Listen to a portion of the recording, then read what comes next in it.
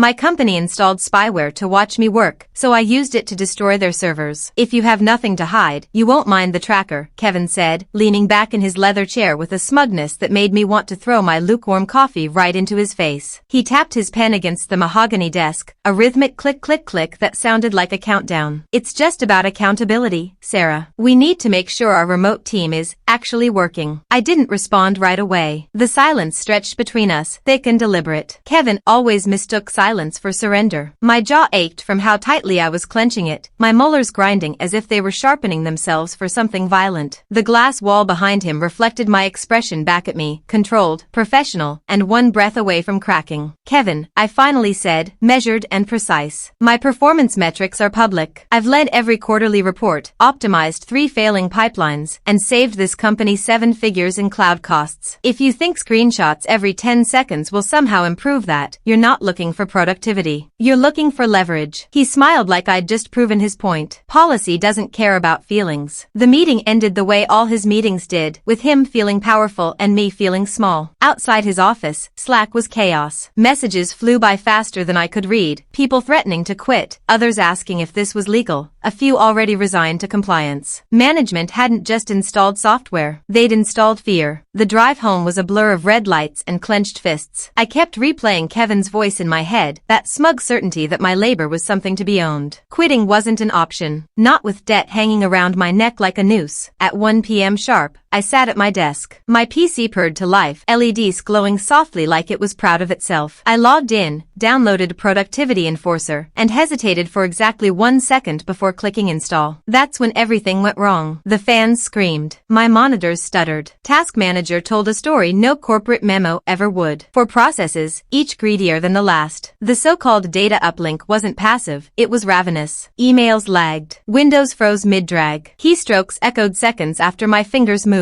The machine that normally chewed through billions of rows of data was reduced to a jittery, overheating mess. IT confirmed what I already knew. This wasn't monitoring software. It was corporate malware. And worse, it was mandatory. The green webcam light burned into my peripheral vision. I realized then that Kevin didn't care if I worked. He cared that I was watched. And something inside me quietly snapped. I stared at my hardware, at my bandwidth, at the absurd amount of raw power they had just hijacked without understanding what it could really do. If the software wanted to eat data, I was going to give it a buffet. You think this is just about a slow computer? Think again. What happens next isn't just malicious compliance, it's digital warfare. I'm about to show you how I turned a piece of corporate spyware into a weapon that didn't just crash my PC, it took down the entire company's infrastructure. Click here to watch full video.